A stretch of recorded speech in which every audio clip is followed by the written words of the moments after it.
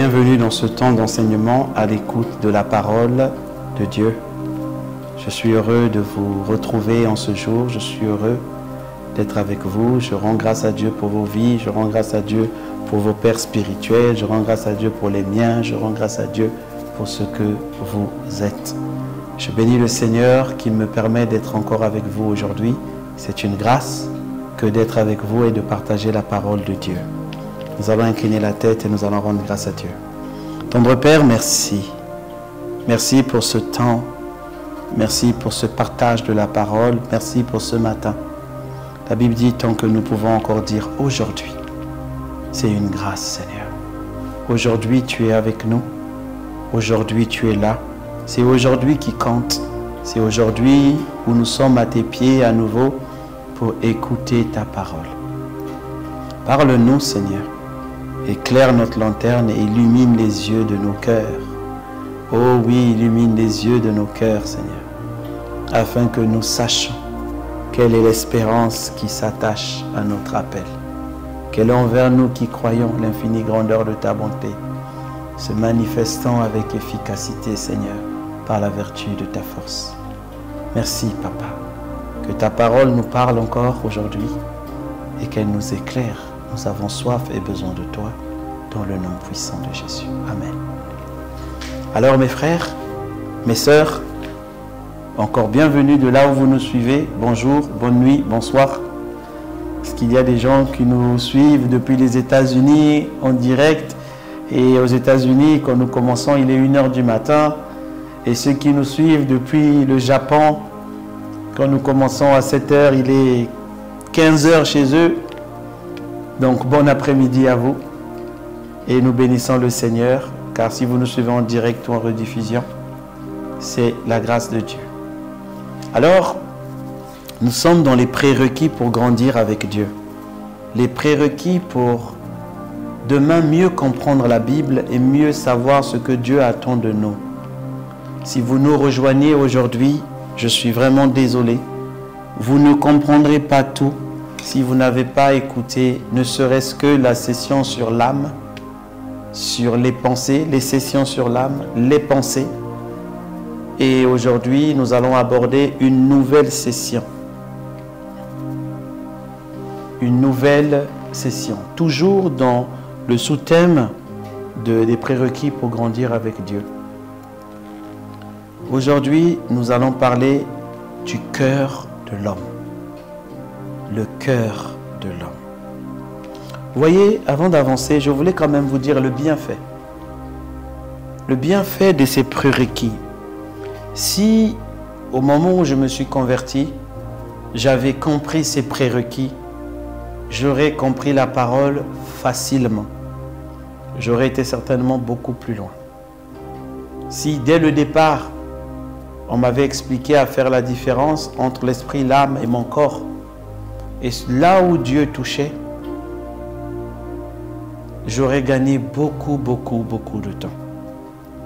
Voilà pourquoi, avant d'aller plus loin, vous devez vraiment prendre le temps de réécouter ce que nous avons déjà dit concernant l'esprit, l'âme et les pensées dernièrement. Alors nous allons parler du cœur aujourd'hui, le cœur de l'homme. Le cœur est une entité qui est complexe, qui n'est pas très bien comprise par les chrétiens, par ceux qui sont nés de nouveau. Je parle des nés de nouveau. Si déjà les nés de nouveau ont un problème dans la compréhension du cœur, ceux qui ne le sont pas, c'est encore pire. Dans bien de cas, nous ne parlons pas d'avoir un mauvais cœur ou un bon cœur. Un tel a un mauvais cœur. Un tel a un bon cœur. Non.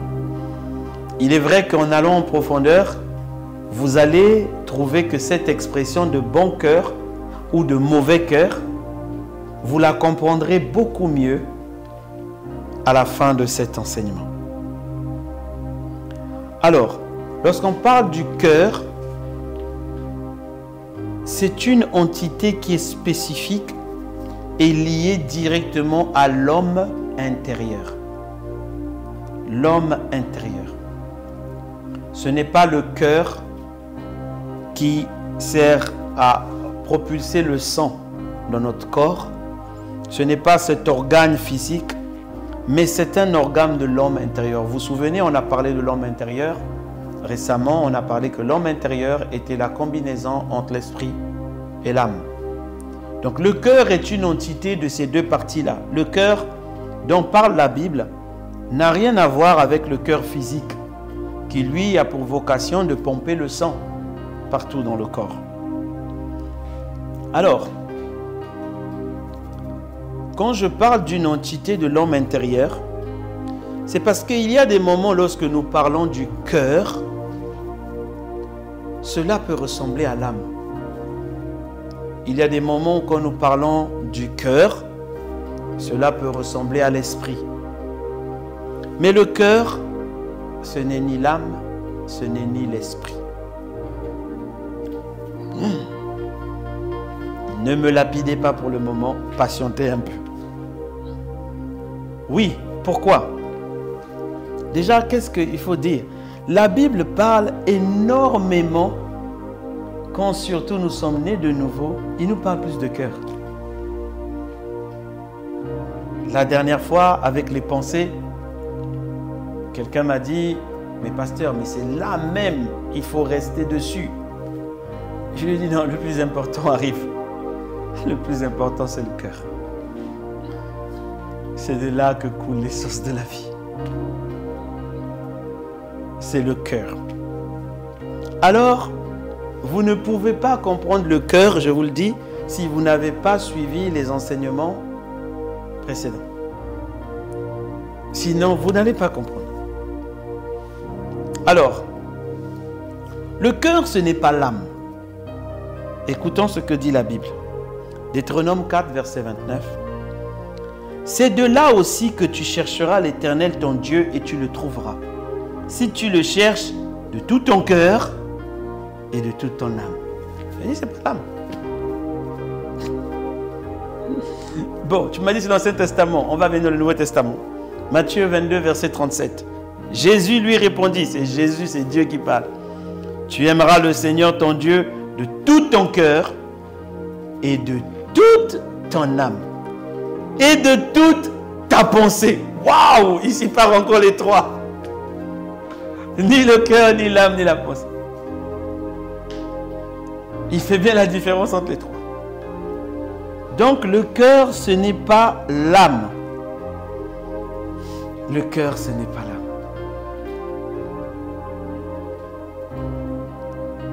Le cœur, ce n'est pas l'âme. Donc tout ce qu'on a dit de l'âme, il est vrai que les centres de décision de l'homme se trouvent dans l'âme. Il est vrai que la décision se trouve dans l'âme. C'est dans l'âme que nous décidons, nous allons faire ceci, cela. Voilà pourquoi le Seigneur nous appelle des âmes. Et voilà pourquoi il faut repartir écouter l'enseignement sur l'âme. Mais le cœur n'est pas l'âme. Ça veut dire aussi qu'on peut avoir énormément de pensées dans l'âme sans être dans le cœur. Oh là là! Oui. Souvent on nous parle du cœur, on nous enseigne attention à vos cœurs, vos cœurs, vos cœurs. Et c'est un papa de ton âme. Le cœur, ce n'est pas aussi l'esprit.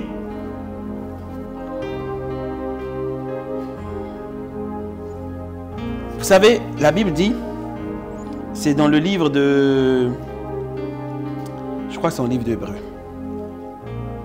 où le Seigneur dit, la parole est puissante. Hébreux 4, verset 12. Là, il dit, car la parole de Dieu est vivante et efficace, plus tranchante qu'une épée quelconque à deux tranchants, pénétrant jusqu'à partager l'esprit et l'âme. Il n'y a que la parole de Dieu qui vont t'emmener à faire la différence entre l'esprit et l'âme. Rien d'autre. Voilà pourquoi ceux qui pratiquent les sciences occultes, là, pour eux, ils mélangent tout dans l'âme. De toute façon, c'est vrai pour eux parce que leur esprit est mort. Ils ne sont pas nés de nouveau. Donc, tout se réside dans l'âme. Mais il n'y a que la parole de Dieu qui sépare âme et esprit, jointure et moelle. Elle juge les sentiments et les pensées du cœur. Ça veut dire que Là aussi, les pensées peuvent avoir pour origine le cœur. Mais le cœur, ce n'est pas l'esprit. Suivons ce que dit la Bible. Proverbe 10, verset 2. Car la sagesse viendra dans ton cœur, et la connaissance fera les délices de ton âme. La sagesse viendra dans ton cœur. La sagesse viendra dans ton... Avant de comprendre que ce n'est pas dans l'esprit, aujourd'hui, je veux parler rapidement de la nouvelle naissance. Lorsque nous sommes nés de nouveau, nous avons un nouvel esprit. C'est notre esprit qui est né de nouveau, qui fusionne avec le Saint-Esprit et devient un. La Bible dit ceux qui sont en Christ, ils sont un avec son esprit. Nous sommes un. Notre esprit est déjà mélangé au Saint-Esprit. Donc notre esprit a tout ce que le Saint-Esprit possède. Alors lorsqu'on dit « car la sagesse viendra de ton cœur », ça ne peut pas venir de ton esprit parce que notre esprit est déjà rempli de sagesse du Saint-Esprit. Donc là, il sépare que la sagesse qui est dans l'esprit doit arriver au niveau du cœur. On continue. Que la bonté et la fidélité ne t'abandonnent pas, qui sont les fruits de l'esprit. Ils sont déjà dans notre esprit. Lis-les à ton cou, écris-les sur les tablettes de ton cœur. Ça veut dire que là aussi, le cœur, ce n'est pas l'esprit, parce que notre esprit est déjà rempli du Saint-Esprit et rempli de tout ce que l'esprit a.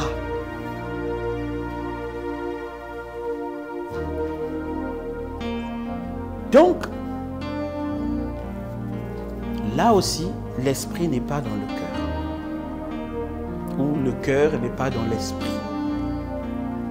Alors, que dit le mot cœur? Le mot cœur, en hébreu, la première fois qu'il est utilisé, c'est lorsque le Seigneur dit dans Genèse 6, verset 5, « L'Éternel vit que la méchanceté des hommes était grande sur la terre, et que toutes les pensées de leur cœur se portaient chaque jour uniquement vers le mal. » Chaque jour uniquement vers le mal.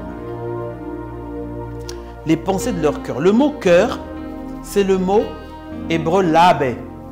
Labe, qui peut se dire leb. Qui parle de l'homme intérieur, de l'esprit, de la volonté du cœur, de la partie interne. Qui parle du milieu. Alors, qu'est-ce que le cœur?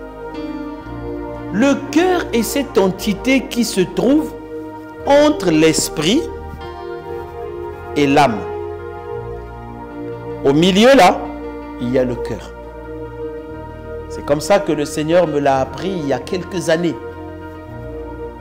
Et il y a aussi quelques années, alors que j'étais focalisé et que le Seigneur m'avait dit cela, dans les méditations, que le cœur était au milieu entre les deux, que j'ai écouté un serviteur de Dieu que j'aime beaucoup, qui a dit la même chose, mais en mieux. Il a dit le cœur, c'est la porte qui se trouve entre l'esprit et l'âme. Une porte. Et dès qu'il a dit, mes yeux se sont illuminés, j'ai compris et tout collait. Alors je vais expliquer un peu. Le cœur, c'est cette porte qui est au milieu de l'esprit et de l'âme. Il est connecté, parce que je ne sais pas si je pourrais vous faire une image pour l'insérer, mais il est très rapidement connecté à une autre partie qui est le centre décisionnel, qui se trouve lui dans l'âme. Donc, c'est-à-dire que si ça, c'est l'âme, la porte est là, mais très rapidement, ici à côté, il y a la décision. Mais la décision peut être touchée par tout ce qui est dans l'âme, comme peut être touchée par ce qui vient du cœur. Alors, je continue à m'expliquer. Le cœur, que dit la Bible par rapport au cœur? La Bible dit, Ecclésiaste 3, verset 11. Il fait toutes choses bonnes en son temps. Il a mis dans le cœur la pensée de l'éternité. Donc, au milieu de cette porte, il y a une pensée qui est récurrente, c'est l'éternité. Donc, même quand les gens ne sont pas nés de nouveau, à un moment de leur vie, ils vont demander qu'est-ce qui vient après la mort. C'est la pensée de l'éternité. Alors, comment cela fonctionne? Je vais avancer un peu plus. Le cœur est donc cette porte. Suivez-moi bien parce que là, on est en train de répondre à beaucoup de problèmes qui se trouvent dans nos vies. C'est une porte à double bâton. C'est un peu comme ça que je l'ai compris. Elle peut s'ouvrir à gauche, s'ouvrir à droite. Et cette porte-là s'ouvre en fonction de la charge qu'il y a de chaque côté. Si vous... La charge quoi? La charge des pensées. Si vous bombardez cette porte de pensées de la parole, de pensées des choses de l'esprit, elle va s'ouvrir du côté de l'esprit et faire passer les choses de l'esprit vers vous. Et lorsqu'elle s'ouvre, je vous ai dit qu'elle s'ouvre et pas loin de là, il y a la décision. Donc, vos décisions seront impactées par les choses de l'esprit. Mais lorsque vous chargez votre âme des pensées du monde, c'est comme si elle veut ouvrir le monde à votre esprit. Mais elle ne peut pas parce que votre esprit est déjà né de nouveau. Donc, la porte va se charger à l'avant. Plus elle se charge, plus elle a du mal à s'ouvrir pour laisser passer les choses de l'esprit vers vous. Là encore. Et cette porte est chargée par des pensées. Et plus vous avez des pensées négatives, plus votre cœur, alors là je vous explique des choses qui vont vous parler, adhère à ces pensées. Et quand votre cœur adhère à ces pensées, les actions liées à ces pensées deviennent chez vous comme naturelles. Vos décisions sont prises en fonction de cette façon de penser. Je vais aller calmement en prenant des exemples. Aujourd'hui, c'est calme. Vous voyez, si vous pensez constamment à l'échec, l'échec va venir s'installer, cette fois-ci, c'est dans votre cœur. Et elle aura du mal à laisser passer tout ce qui est réussite, tout ce qui est succès obtenu à la croix de Jésus pour vous. Et derrière, quand vous allez arriver devant une situation, les décisions que vous allez prendre vont être affectées par l'échec. Les pensées de l'échec. Ah, mais je vais faire ça. Mais est-ce que ça va même marcher? Alors, l'âme peut prendre des décisions. Il y a des décisions qui ne viennent pas du cœur. Je vous prends un exemple très simple. Vous faites une chose qui n'est pas de votre volonté. Vous savez bien que j'aurais voulu faire ça parce que c'est comme ça que je suis, mais je vais faire ça parce qu'il faut que je plaise à un tel, il faut que... C'est une décision qui ne vient pas de votre cœur. Votre cœur est bombardé par vos pensées. On a vu la dernière fois que les pensées régissent, vous contrôlent. Alors, lorsqu'on vous bombarde beaucoup de pensées, le but c'est quoi? C'est que le but, c'est que les pensées viennent s'asseoir dans votre cœur. Et ça forme votre caractère. Et votre caractère, c'est l'ensemble des décisions que vous allez prendre de manière répétée sans même vous rendre compte. Sans même vous rendre compte. Regardez ce qui est dit de Genèse 6, verset 5 qu'on a lu.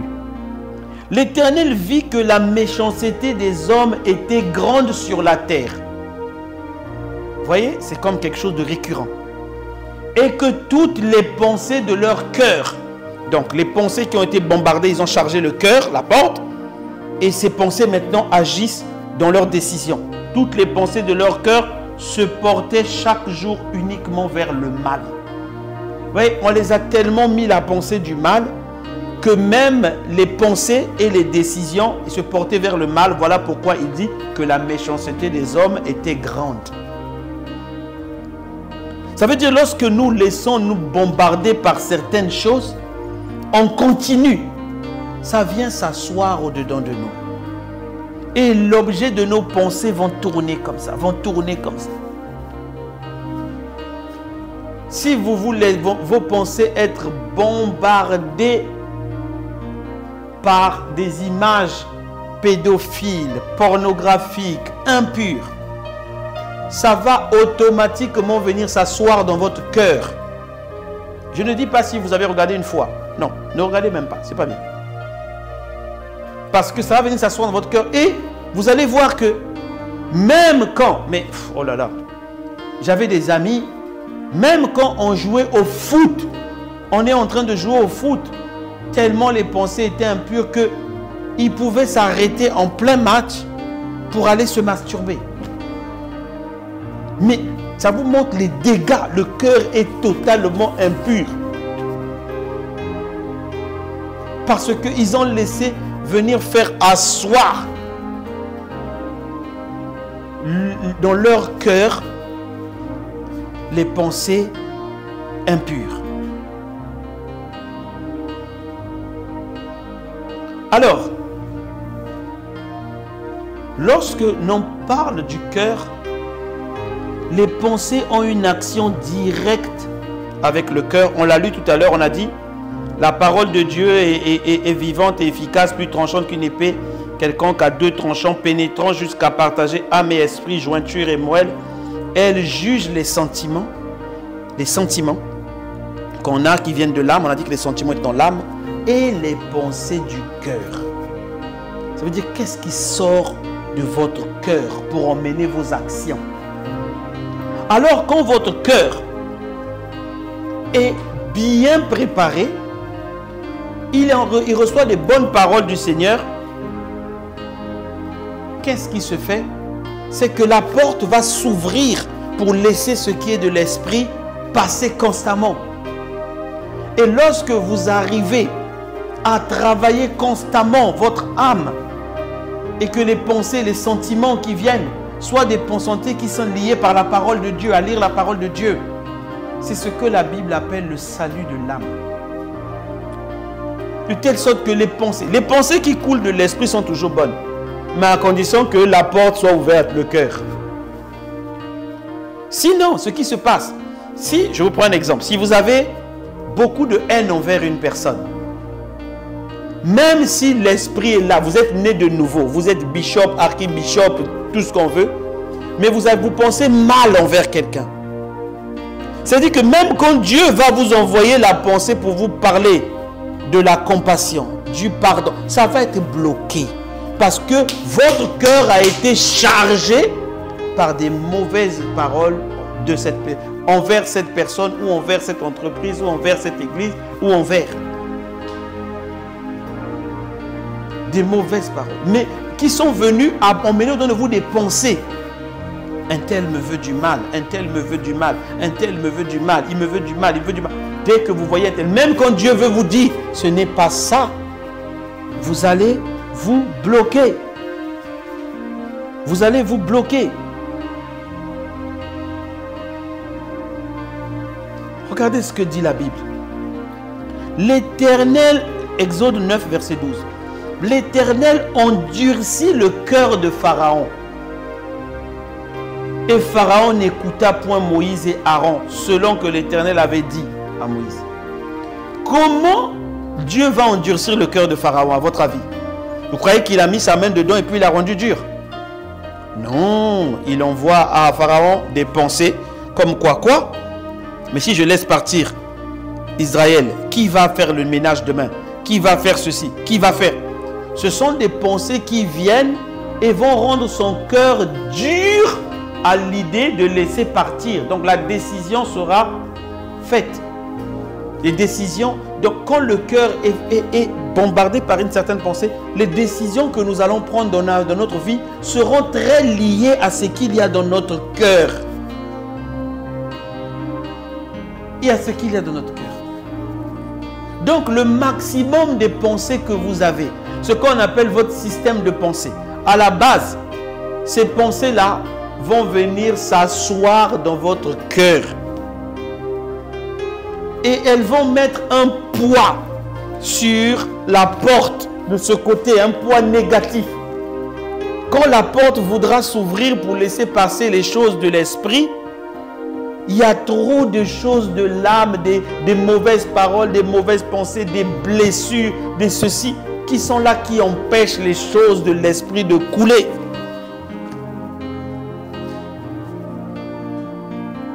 Mais lorsque votre cœur, vous lisez la parole de Dieu, vous laissez la parole de Dieu toucher votre esprit, très rapidement,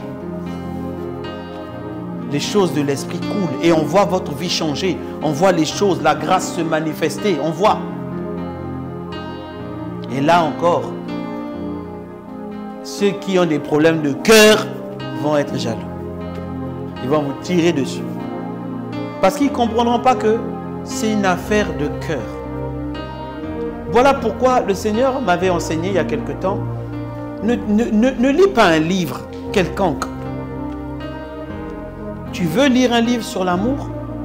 N'en lis pas un, lis-en 3, rentre dans la parole, plonge dans la parole.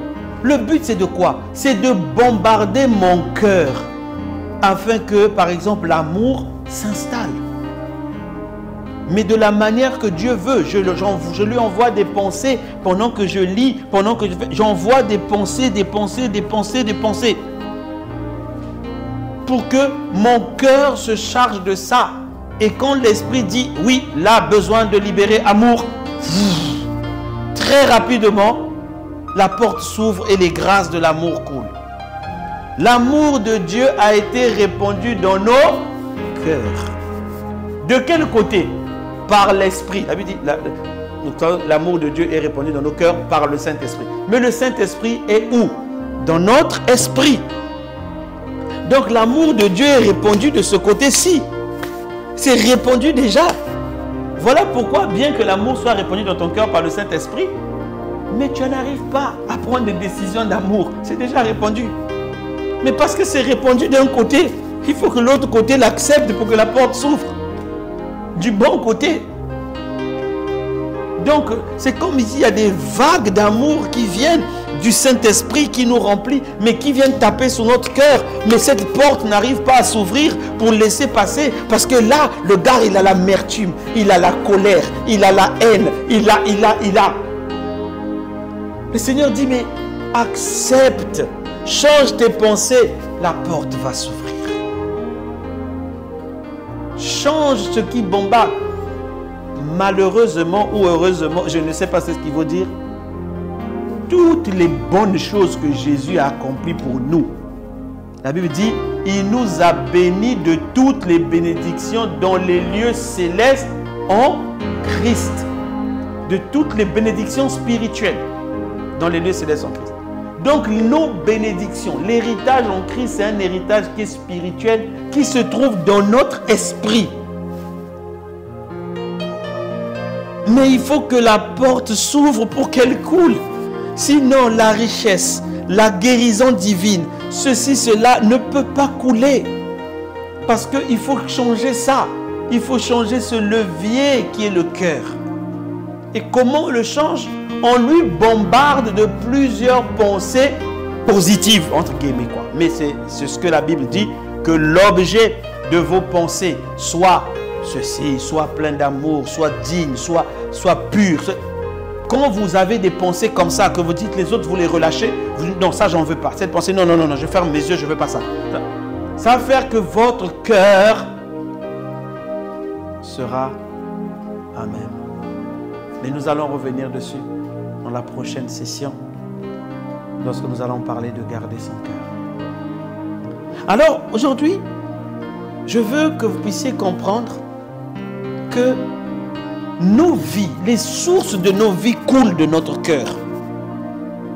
Mais si nos cœurs sont bloqués par des serrures de pensées négatives, de pensées d'échec, qui ne sont pas... La Bible dit, ayez en vous la pensée qui était en Christ. La Bible dit, ayez que les sentiments qui étaient en Jésus-Christ vous remplissent.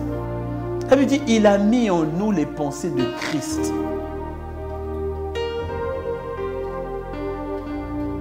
Mais si vos pensées ne sont pas celles de Christ, ça veut dire que la porte ne s'ouvrira pas pour laisser passer les choses de l'esprit vers vous.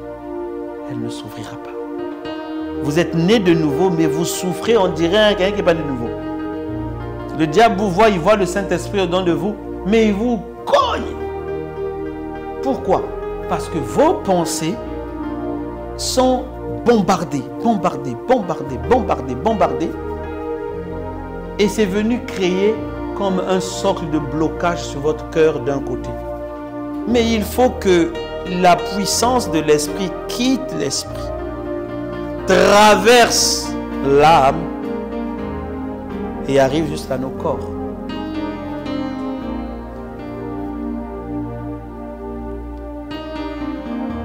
Voilà ce qu'est le cœur, du moins en partie. Et vous comprenez pourquoi c'est difficile, souvent à des chrétiens, de faire certaines choses.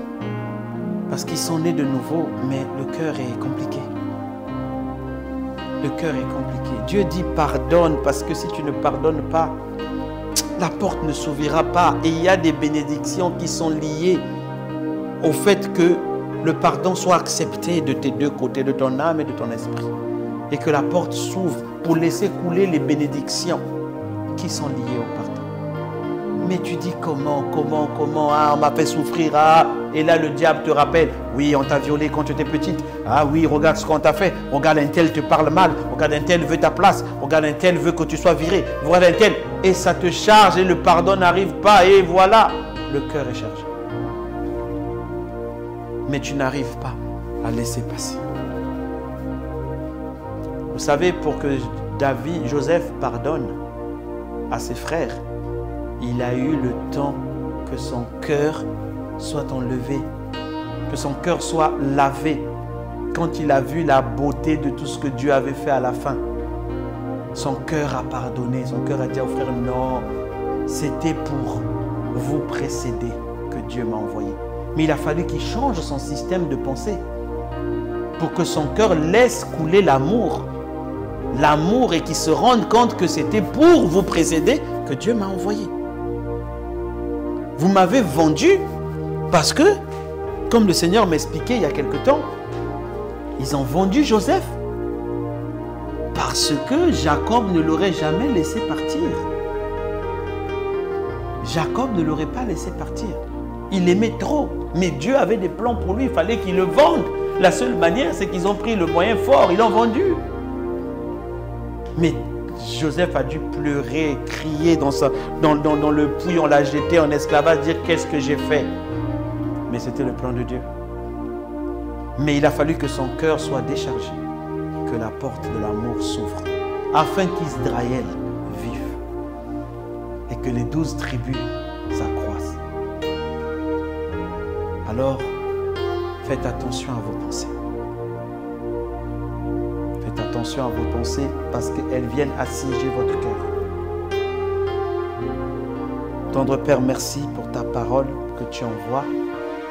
Merci parce que tu es bon et tu es fidèle. Merci parce que tu nous enseignes ta parole. Garde-nous dans le nom puissant de Jésus. Amen. Que Dieu vous bénisse. Si vous n'avez pas encore donné votre vie à Jésus, ne partez pas. Et à vous qui avez déjà donné votre vie à Jésus, je vous en supplie. Prenez le temps de sonder maintenant vos cœurs.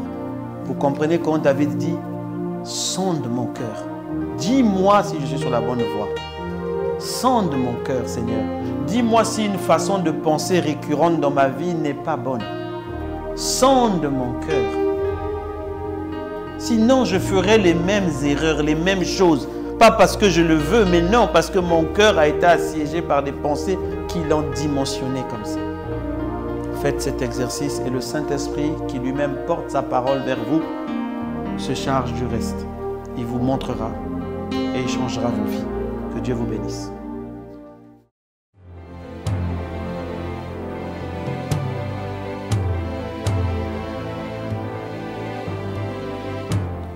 Ô Seigneur Dieu,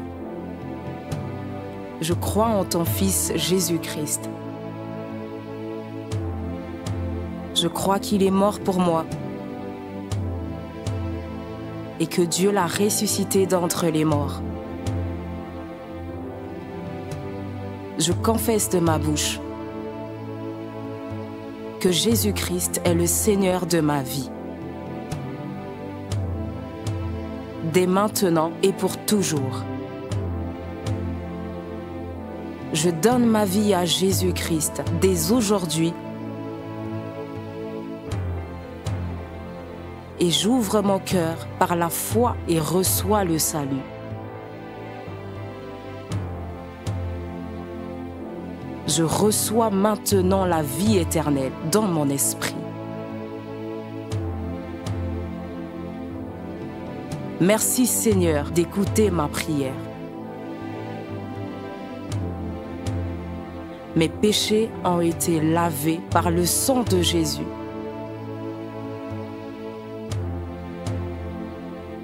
Christ vit maintenant en moi. Et je suis libre. Je suis sauvé. Je suis né de nouveau. Et dès aujourd'hui, je marche en ayant conscience de ma nouvelle vie en Jésus-Christ.